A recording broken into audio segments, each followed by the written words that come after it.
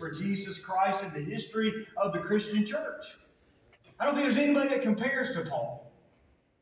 And yet, let me just bring this down to us this morning.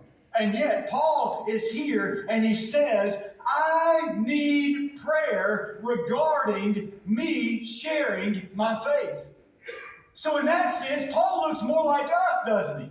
And it's easy to look at the Apostle Paul and say, my gracious, Apostle Paul, you ought to never needed boldness in your prayer. You ought to never needed clarity when sharing the gospel. You probably never needed us to pray for us opportunities to share the gospel. You probably never needed us to ask God to send you spirit-filled words. Why? Because you're the Apostle Paul.